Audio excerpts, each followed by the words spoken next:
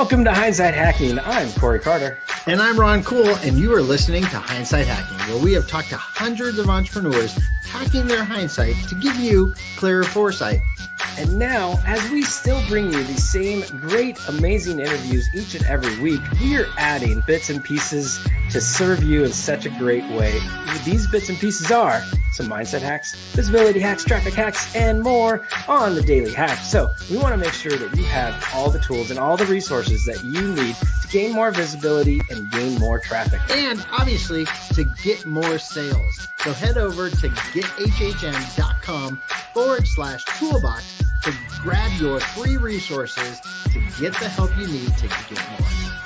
And if you're interested, after you collect all those freebies, because they're amazing, hit the link in the show notes and jump on our calendar because we definitely want to help you. Guys, we absolutely love the community that we've created with your guys' help, and we love all the Hindsight Hackers. So jump on in and get on our calendar. So without further ado, what do you say? Let's get to it. What is going on, everybody? Welcome back to another episode of Hindsight Hacking and today's member spotlight of within our Facebook group. Very first one with the great, the one, the only Miss Joy Nichols. And so if you're not watching in the Facebook group, what are you doing? Come on, head on over facebook.com/groups/profits with. And each and every Friday, we're going to be bringing you one amazing member within that group and hear all about how they are impacting the world out there. But to get to know Joy a little bit, if you don't already, she is a visionary. She is out to help make predominantly women, help get them with their purpose and help them in their passion. Now, Joy is a very intentional, living an empowered life of purpose and seeks to share that passion with women and young ladies alike.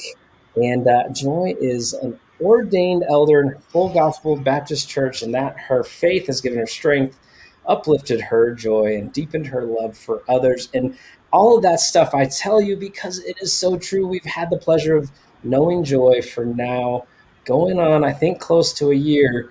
And every second is amazing because, Joy, you are amazing. Thank you so much for being here. Thank you for having me, Corey. Wow, that is like a big introduction. I was like, who's he talking about? Talking about you, Joy. Talking about you.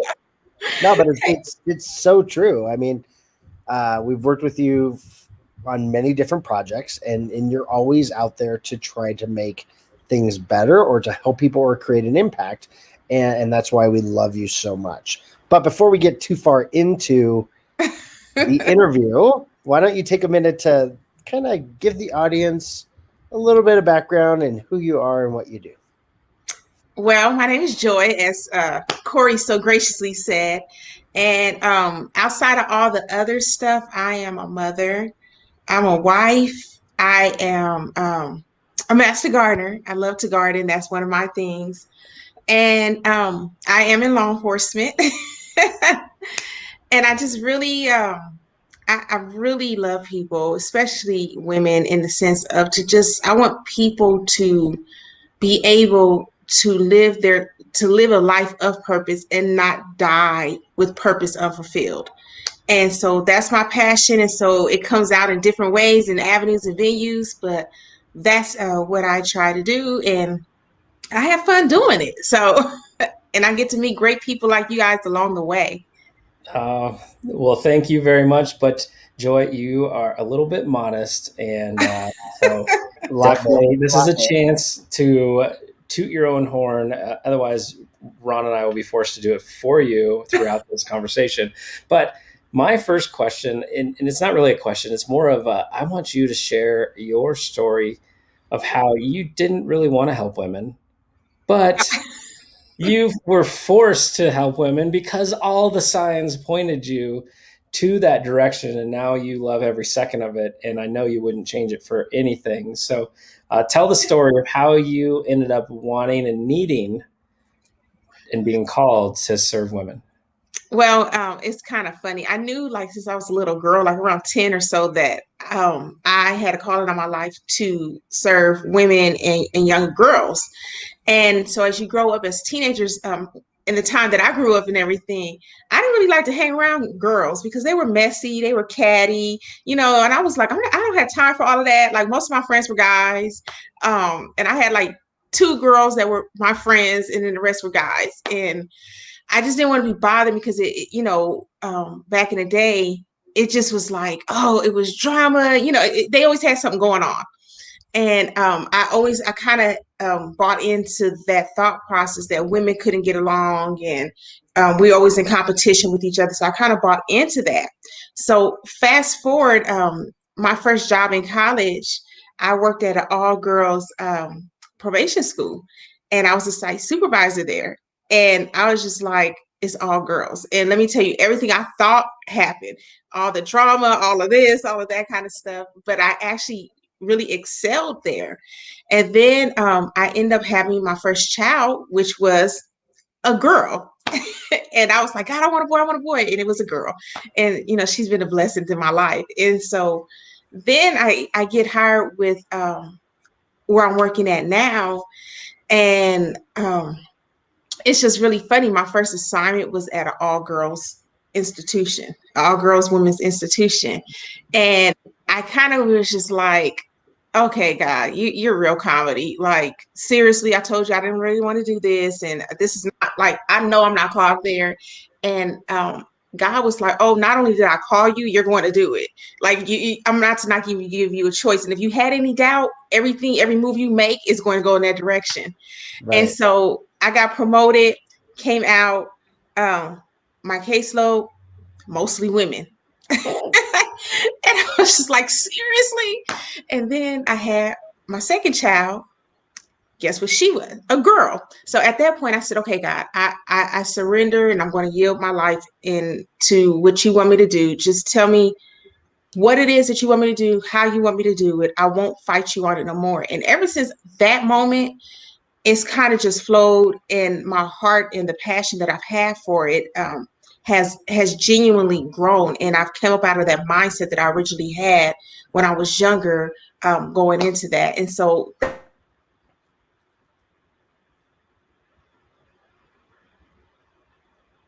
Uh-oh. Uh-oh. Joy is frozen. Joy. All right. So we will get. and they just didn't really know how to pick their. They just didn't really know how. Oh, froze. Am I back on? You are back on, but you're freezing. I'm freezing. Oh no. Okay. Am I unfrozen? Yeah, you're unfrozen now. Oh, okay. I think you're good now. Okay, so like initially when I started it, it really just was helping women pick up themselves out of their broken pieces of life. Like whatever life threw at them, and it broke them in some capacity, whether it was childhood, relationships, or just themselves. And then now it has really evolved into helping them to find their purpose, because what God has shown me is that people are going to be broken because it's life. But if you know your purpose, you can overcome that, and you can do what you was created to do in this earth and excel at it. And it can also help you make money. It can also fulfill whatever's inside of you that needs to be fulfilled, and it can cause healing to take place. So that's the mission that I'm on at this point in my life. Oh my gosh, it is so true. I mean, everything, thinking back over the year working with you, there's been so many like God moments that we've talked about. Excuse me. And it's funny how God works. And yeah, you're right. He will keep putting it in front of you until you surrender and you're like, okay, I understand. I get it. It'll eat you alive until you're ready to do it. So let's kind of talk about that for just a minute. Like when you decided, okay, I'm going to surrender. I know when I did that, I was very at peace with it. Mm-hmm. And the doors just started going, right? Just breaking through. Is that what you experienced as well? I experienced that in a little fear. Yeah. Because and the fear part was a little bit like, one, who's going to listen to me? Two, I was just like, I was so like anti I don't want to be bothered. I was like, it was kind of hypocritical a little bit, but and then I was like, well, if God could turn Saul into Paul, then hey, we could rock it out. But it actually, that story made it more authentic because there were a lot of women. I remember I was at a conference and I first told that story. People kind of started laughing because there was a little comedy in there. But then people were like, "Oh my gosh, I felt the same way." But I know I don't have to be in competition with my sister. I know I don't have to look at her and look down at her. I'm her and she's me. We just might be in different places of our life. But, I don't want to do nothing to hurt myself. So I won't do nothing to hurt my sister, but I see my sister as I see myself. And so it kind of just took off from there. So good, so good. So you mentioned, Joy, that you have a job, and first of all, you're a serial entrepreneur. You've got a whole bunch of things in the works. But I remember one of our first conversations of something that I know we're just now getting to really start to help you with, or be a part of, really. But you've been able to, within your career, you are on a mission to help the culture within Mm-hmm. within the police departments, specifically now, or specifically at the moment in the LA area. But would you tell a little bit like about your job and about your vision of what you're going to do? Because I know as entrepreneurs, we sometimes, well, let's not talk about the job, right? Like, let's move away from the job and we just talk about the businesses that we're doing or trying to create or whatever. But your mission is just, it's incredible. And it it speaks to who you are in volumes, but ultimately, yeah, if you could share like what's your vision and mission within the police department, specifically at first in the LA County, but ultimately, beyond that.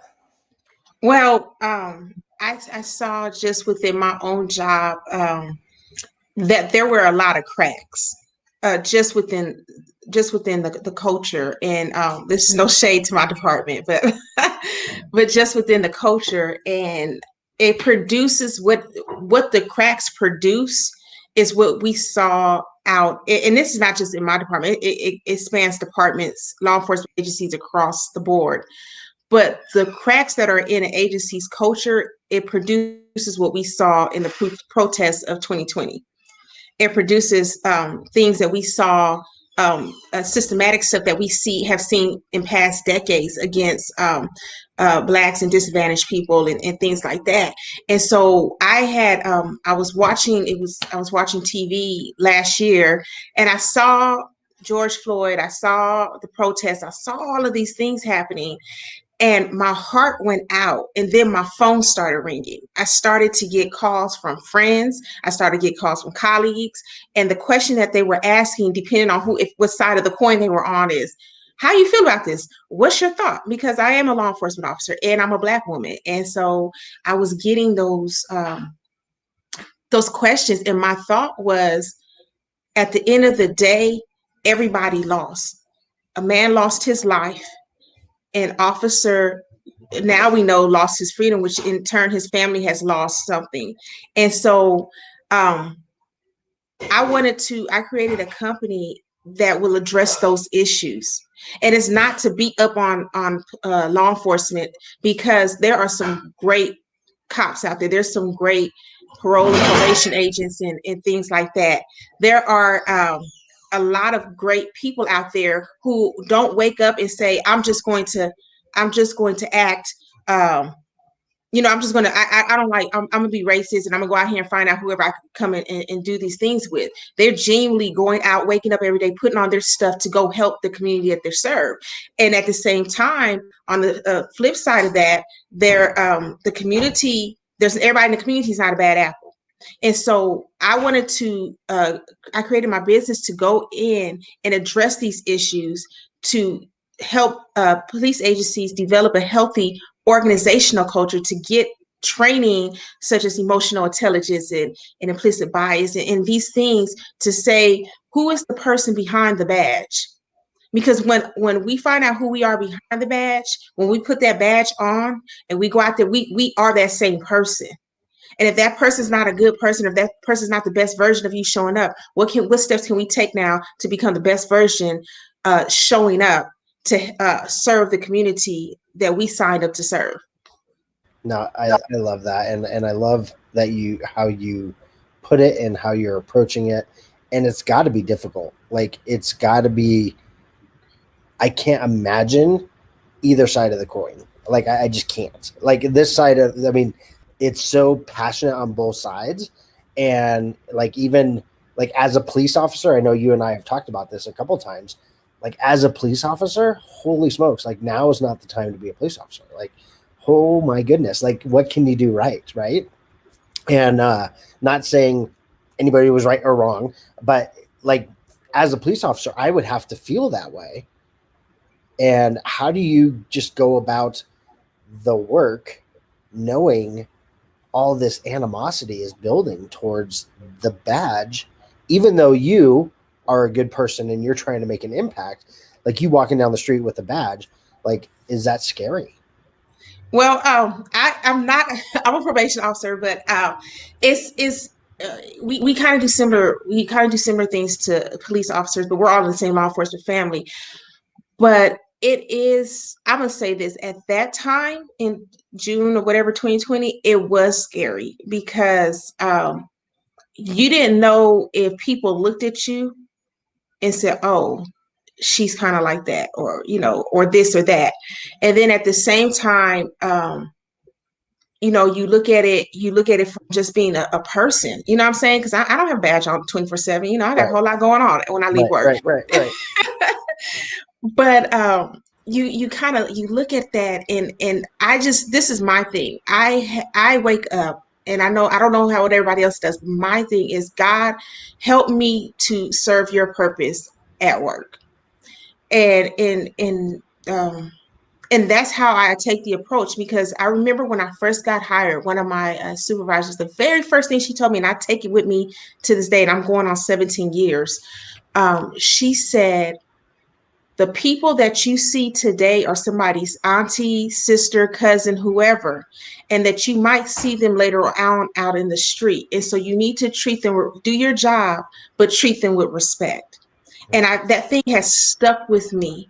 And so when I see people, and people who know me, people who I've had on my caseload, people I've arrested, whatever the case may be, I can, for the most part, I can walk into the community and run into them, and I don't have to, um, there's just some cases, people are just gonna be people, but for the most part, I could do that, and it has happened.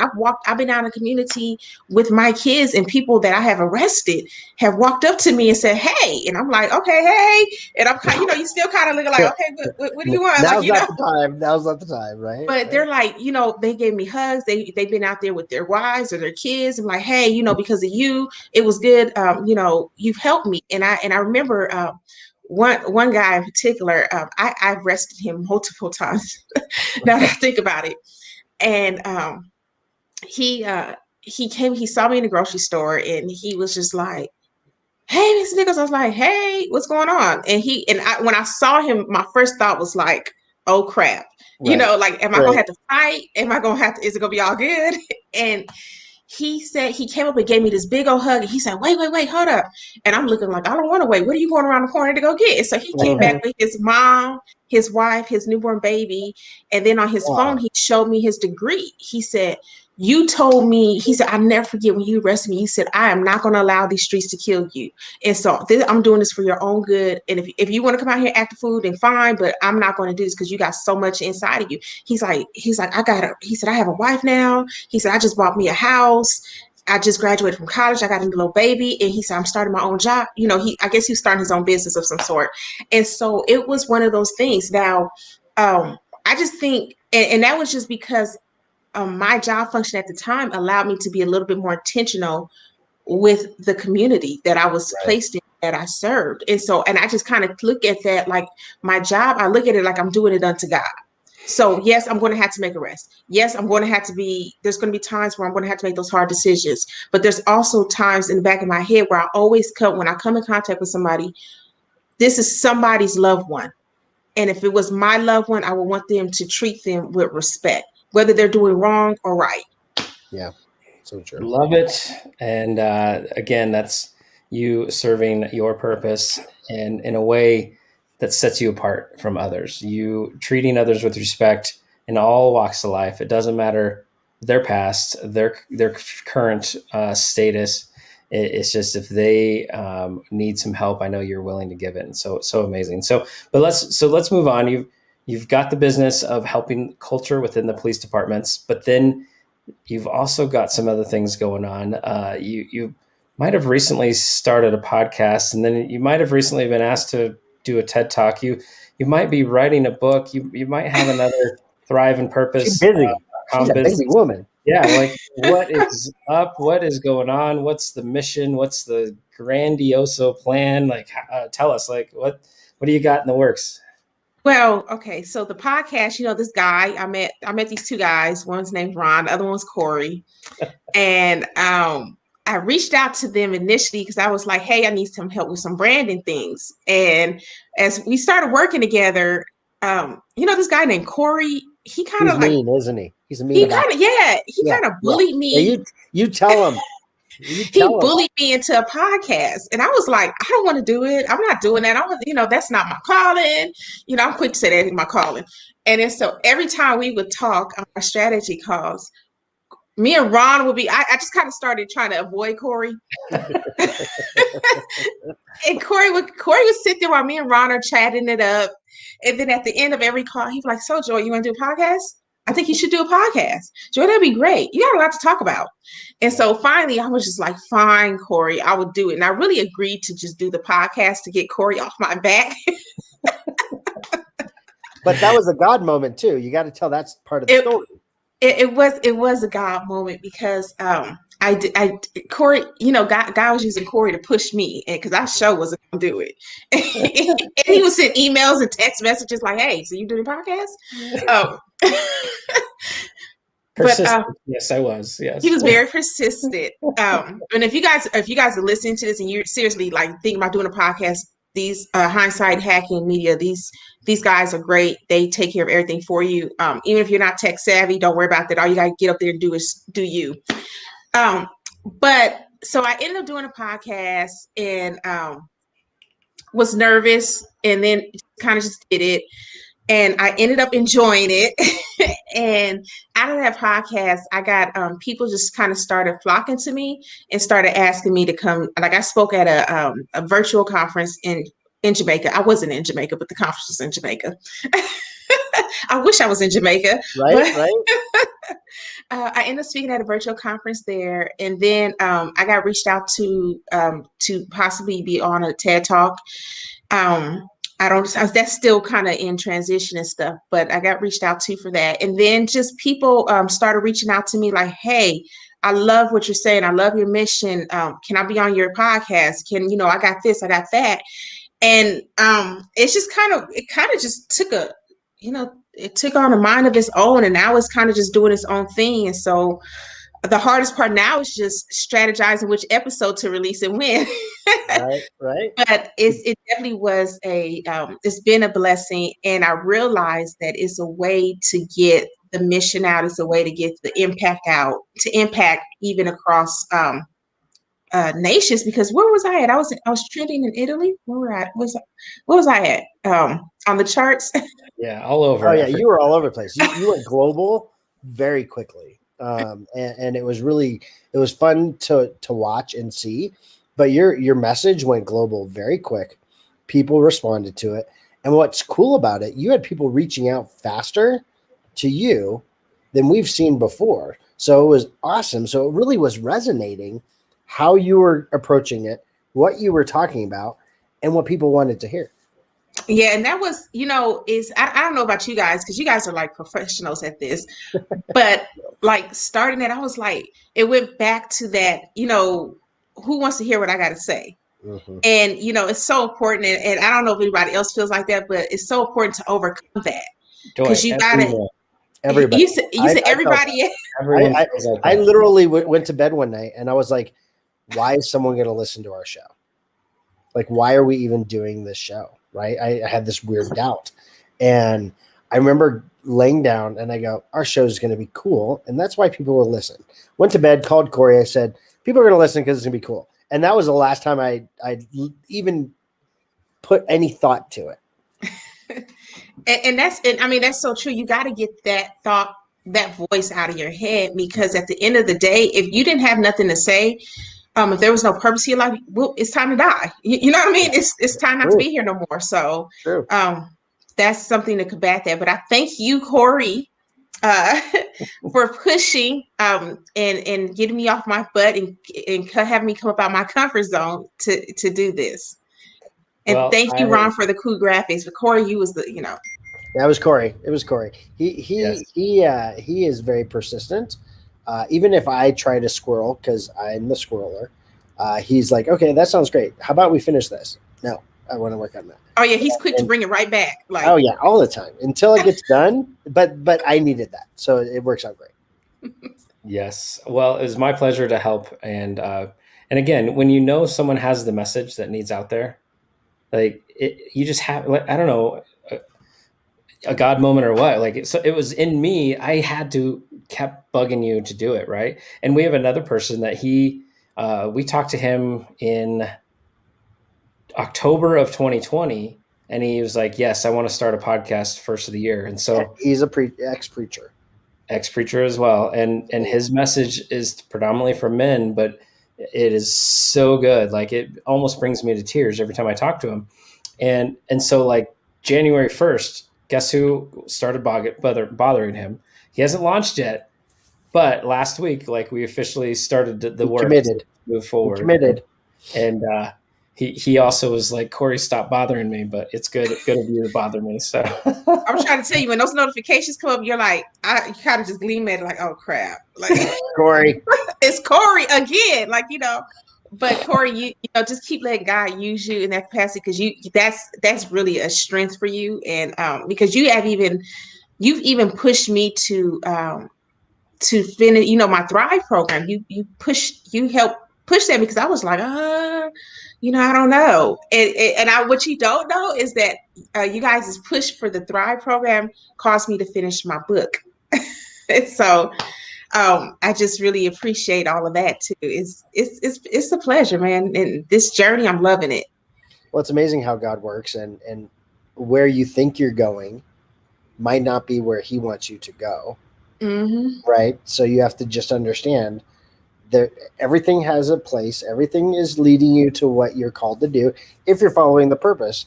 And if you're following that, things will start becoming easier until you're really close. Then it will get really hard, because that's usually what happens. And you got to break through that, right? That's where things will be put in place in front of you to make you want to quit. Exactly. It's so important that people understand when they start feeling that, when they start understanding this pressure, that's when they have to push. That's when they have to lean in. That's when they have to continue down the path, because they are that close to the breakthrough. Exactly. And many people don't reach it because they just stop. It's kind of like you're digging. If you did one more shovel thing, you'll hit the jackpot. And so, this is what it is. Perfect. All right. Well, our show, Hindsight Hacking, everyone knows 2020 is hindsight's 2020, right? So our one question that I get to ask every single episode is about hindsight. And so for you, Joy, in hindsight, thinking about your businesses, thinking about all the different things that you're doing outside of the 9 to 5, what's kind of been your biggest learning over the last 10 years? What's been the biggest thing that you're like, gosh, if I'd have known that just 2 years ago, 2 years earlier, or 3 years or whatever, then I could be that much farther along. Like, what's kind of been that thing? Because again, our goal is to give our listeners clear foresight through the expert entrepreneurs for hindsight. Oh gosh. Why you didn't give me that as a prep question? Like, it's just on the This is exactly why, because we don't prep any part of the show. We give you the rundown before it goes live, and then you're live, because we don't want anybody to come too scripted to it, because it hampers the conversation. Yes. And I don't even know where I'm going to go with that hindsight question. Sometimes. Right. He changes it a lot. Yeah, it could be about your whole life, or it could be about he cut it down to just 10 years for you. Other people, it's like since you were 2 and you're now 40, You have 38 years to pick from. Go. Well, I mean, thinking about that, um, it's a couple of things, but the one major thing is um, I wish I would have started sooner. And the reason why I didn't start sooner, one, because I was kind of finding myself. I was questioning God, like, okay, God, like I told my story about the whole women thing. I was like, oh, I don't want to do that. I want to do that. I was in my stuff and not really um, just yielding. And so I wish I would have started sooner, because I could see now that it was a need then, and it could have been already more established and going. You know what I'm saying?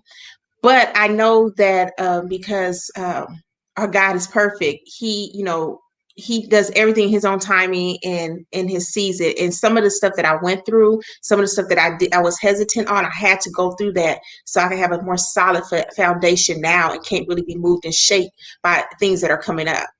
So, and I hope that answered your question over the last 10 years. It was perfect. No, it was perfect because a lot of people, I mean, even I look back, and that's one that I wish I would have done was start sooner, because I remember when we decided to actually take the leap. I remember telling Rachel, "How many more times am I going to get an opportunity to start? Right? How many more times? And now is the time. I'm being called to start, and now is the time." And that's so true. Hold up, I need to plug up. I'm so sorry. I thought I was. It's all right. It's all right. I had to as well. I had to as well. No, Yes. Corey, I mean, I think you and I had this conversation where we had to, we came to a crossroads, and it was time to leap. And Yeah. that's, oh, go ahead. I'm sorry. No, go ahead. Yeah, I mean, I was just going to say, I mean, yes, we wish we would be farther along at this stage in our life, right? Like we wish we would have started in the 20s or, in right out of high school, whatever it would have been. And we could be so far along. You wish you would have bought real estate at 18 and kept it until now, right? Like all those things. But then would you, like you said, have the right knowledge, have the right base to not be shook, have the right Right. business partnerships that you can have throughout the year or whatever. So all that fun stuff, like again, who knows if you would be able to have it if you wouldn't have had to wait and go through what you went through. And it's so true. I think Ron was saying something, and when he was talking, the thing that jumped out at me was your faith walk. Sometimes we are not at this place where we want to be at because we have to build up our faith and we got to activate it. Like when you said, when you guys left your 9 to 5 and decided it's time to go, I'm pretty sure before that moment you were feeling something like, hey, every time you went to work, okay, this is really gonna be my last day here. This is really gonna be my last month here. I really need to kind of handle my stuff so I can get up out of here. And it was nothing against your employer, but it was that pull inside of you that's saying, you got what you got out of this moment in your life, and it's time to move on, to put it into action. And so it definitely activates the faith walk for you and builds your faith, because you don't know what's on the other side. You're just going with what you feel and trusting God with the rest, and making it work. So Yep. All right. So you touched on the book. You've got this amazing podcast. You've got several programs. You completed a book. So tell us more on the book. When can we go get our copy? When are we going to Amazon or going to Barnes and Noble or wherever it's going to be sold? What's the plan for that? So the book right now is in this publishing phase. So it's getting final edits, things like that. It should be released hopefully by the end of summer, and it will be on platforms, all of the platforms, the Amazons, the Barnes Nobles, my platform. And the book is called Thrive in Purpose, and it's really based off of the Thrive program, my 6-week coaching program, but it goes a little bit more into detail. It has personal stories in there, because it's for the woman who woke up and just said and realized, I'm just surviving. God, man, I get up, go to work. If you got kids, you got to do your kids stuff, or and you don't feel like you're making any progress. You feel kind of stuck. and you're in survival mode instead of coming out of that and thriving into your purpose that God has placed inside of you. So that's what the book is about. I'm really, really excited about it. It's my first book. I've been told that it won't be my last. You know, I have a Corey. I got another Corey in my life, but she's a girl, and so I've Perfect. been told We're both it pushing won't be you. my last. You guys are being put. You're being pushed by Corey's. I'm being pushed by Corey's. That's like a whole new phrase, you know, the Corey push. I'm going to make a bumper sticker. I'm going to get a bumper sticker. Oh my gosh, no, Joy. It will not be your last book because we know everything that you're working on, and we know how much of an impact you're going to create. So it absolutely won't be your last book, and I know it will be highly successful because if it's anything like the stories you've told us, people are going to absolutely fall in love with it. Yeah, well, I pray that it just makes the impact and gets into the hands that it needs to be in. Just to, to make that impact. Because one thing somebody told me about books is that it outlives you. Yep. And the impact will outlive you through a book or a video or, recording or things like that. So I hope that it outlives me and it develops into a legacy. Power. Yes. Well, all right. One final question for me, Joy. And, it's kind of in the sense of, is there any parting advice that I know that we didn't talk about that you want to leave with folks? Anything that can go into further detail about, hey, just start now, right? Like, come on, like just if you wished you would have started sooner, like now's a good time. So get going. Like any other advice you want to share with us today?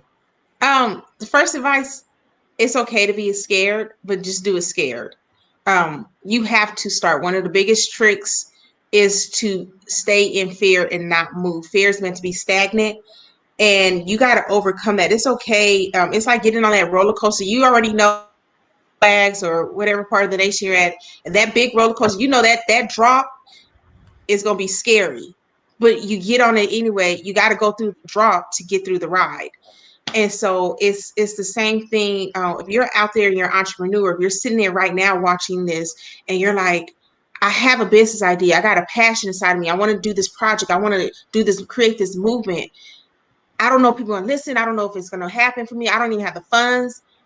Just do it. Nike didn't know how prophetic they were when they had that slogan. Right. You got to just do it, because if you don't, there's somebody on the other end that is their life, their purpose, their destiny is depending on you just taking that step forward to do it. So do it scared, do it broke. I mean, you'll find resources, God will provide. Do it. Just do it. I don't care if you got one follower or like a million. Do it, and it will start unpacking and unmapping itself out for you. Oh my gosh, I love that. And you mentioned roller coasters. So I don't think I've shared this story. So we went to Vegas as a family and we went to Circus Circus, and they have like adult roller coasters in Circus Circus, right? And my daughter, who's 7, wanted to go on this roller coaster. And we're like, okay. But here was the thing. Rachel or I did not buy tickets for ourselves to go on anything. Oh. So she had to go by herself. Right? So she goes by herself, comes off just bawling, right? Completely scared. And there was a second roller coaster. And she's like, okay, we're done. And she goes, but I have to ride the second one. And we're like, you are like horrified. She goes, no, I have to do it. Right? So she forced herself to do it.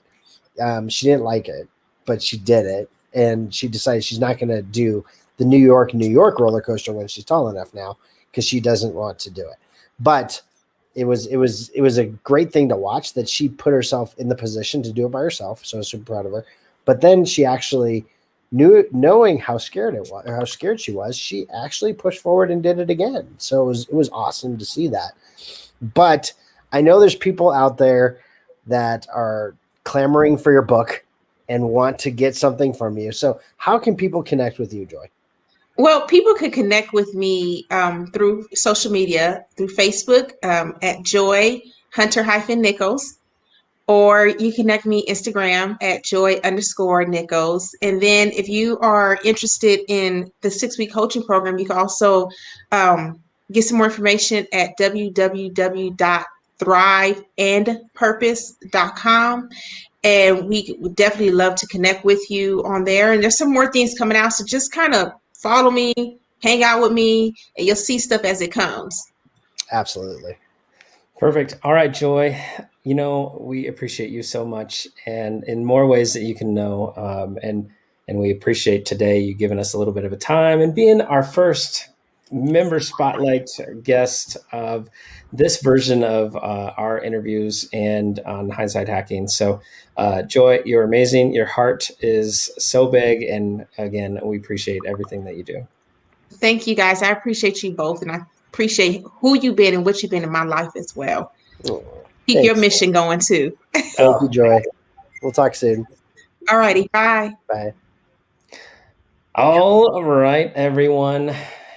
If you are not living by your mission, you're hurting yourself. You're hurting the people that you can impact. If you're not trying to look at what is your purpose, then you're hurting yourself and the people that you're supposed to impact. So stop, take a moment, figure things out. But first and foremost, don't go anywhere, because I think Ron might have a takeaway or two. What do you got for us? Got a couple.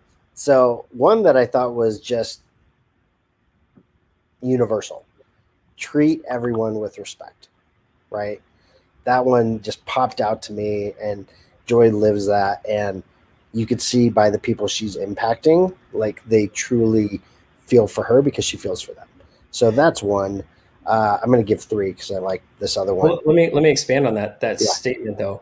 The people that you see today, right? Like those Joys, people you see today, that's who, if you treat them with respect, you might run into them tomorrow or later down the road. Like you just never know. So it doesn't matter the status of that person or individual. They're a person.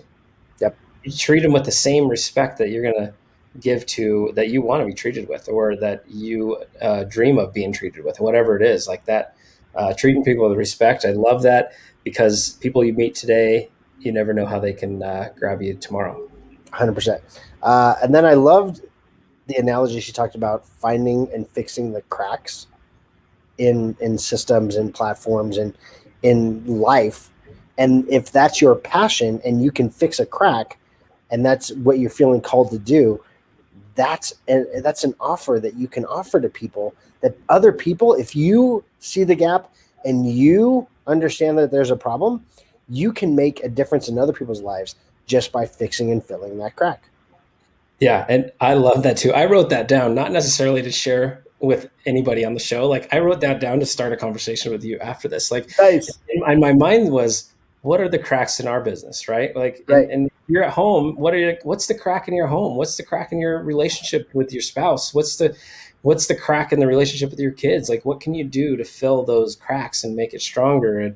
And so that was like what I wanted to have a whole conversation about. What are the cracks in our business, and what can we do to make the impact to improve them? So I love that. That's funny.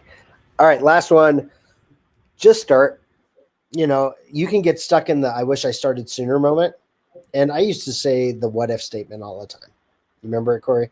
Yeah. What if you don't start? It's not you who you're cheating.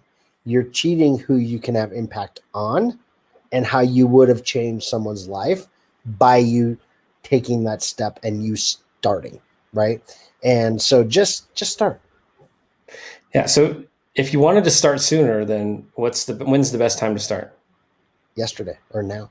Now, right? Like just start. It's just like you're saying. So I think this is a first.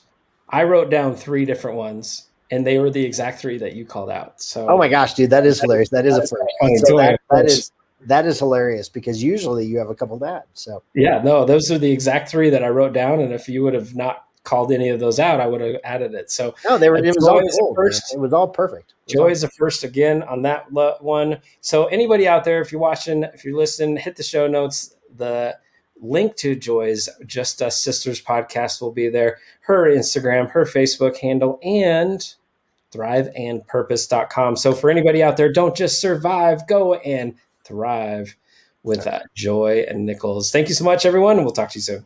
Bye, guys. All right, everyone. Thank you so much for listening. I hope you had as much fun as I did. And you know what? If you're not already a member of our Facebook group, what are you waiting for? Head on over facebook.com/groups/profits with. Guys, we are super excited to have you be a part of our community and help you get more visible, get more traffic, and get more sales. That's right, Ron. And every time someone is in our group, we get to share all the tips, the tricks, and everything that you can get profits with, from your summits, your challenges, your workshops, your podcasts, your vodcasts, and so much more. Guys, thanks for being the best part of the Hindsight Hackers community.